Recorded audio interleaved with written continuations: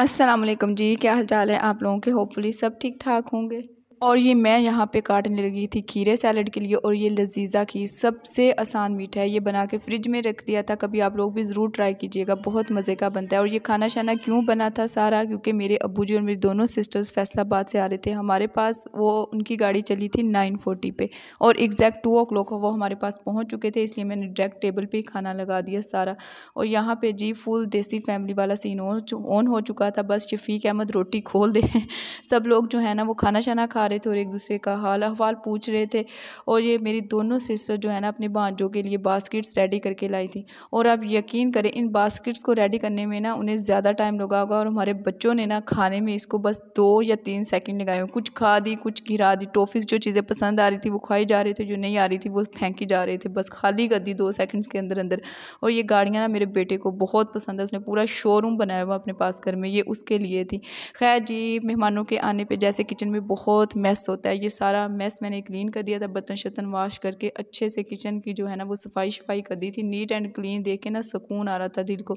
और ये मेरी सिस्टर आती ही बेचारी को पता नहीं क्या इशू हो गया, स्टमक इशू हो गया। और ये यहाँ पे ना इसको ड्रिप लगी थी, स्टमक के जो इंजेक्शन होते हैं वो ड्रिप में डाल के लगाए थे। और ये कह रही थी मेरी वीडियो बना के ना मेरी अम्मा को भेजो, मैं बीमार हुई हूँ।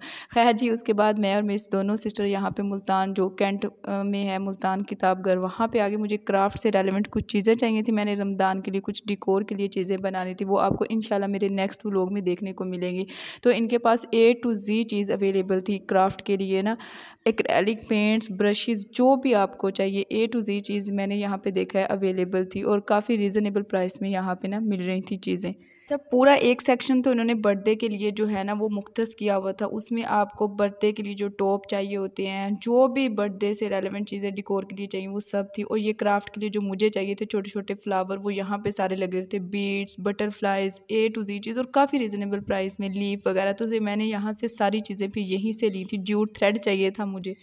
चीज़ों में इनके पास वैरायटी भी थी और क्वालिटी भी इनकी बहुत अच्छी थी। यहाँ पे बस ये मैं पे कर रही थी कैश काउंटर पे। बिल अच्छा खासा बना था क्योंकि मैंने चीज़ें भी अच्छी खासी ली थी और फिर बिल भी अच्छा खासा बना था। खैर जी, व्लॉग से रेलेवेंट मैंने आपको बहुत कुछ बता दिया, आप लोगों को पता चल चुका होगा कि क्या सीन होना है। अब आ जाते हैं अपने टॉपिक की तरफ। वो ये कि हम बड़ी बहन जो है वो किस तरह से माँ और दोस्त का किरदार अदा कर सकती है। बड़ी बहन की ना बहुत ज़्यादा रिस्पॉन्सिबिलिटी भी होती है। वो इस तरह से देखें, जब हम लोग छोटे होते हैं तब हमारे पेरेंट्स यंग होते हैं, उनकी पूरी तवज्जो हम पे होती है। वो इसकी मैं आपको सिंपल सी एग्जांपल देती हूँ। जब मैं और मेरी छोटी सिस्टर जो है पेपर देने जाते थे ना, अम्मा को पता होता था हमारी किस बुक का पेपर है, हमने किस टाइम पे आना है, किस टाइम पे जाना है। इवन हमारा खाना तक हमें बेड पे दे के जाती थी।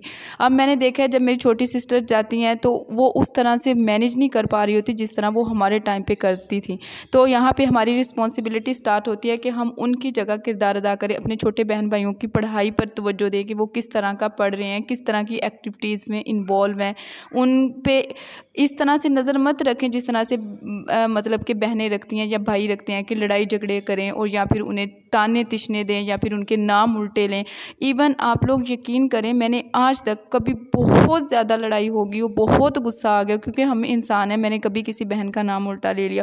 हमेशा मैं ये सोचती थी अगर मैं इस तरह से इनका नाम उल्टा लूँगी या इन्हें डिग्रेड करूँगी तो इनका दिल ख़राब होगा या ये लोग कम्प्लेक्स में चले जाएंगे। जैसे अक्सर बड़े बहन भाई डिग्रेड कर देते, तुम्हारे तो मार्क्स अच्छे नहीं आते, तुम्हारा तो रंग इस तरह का है, तुम्हारा तो कद इस तरह का है।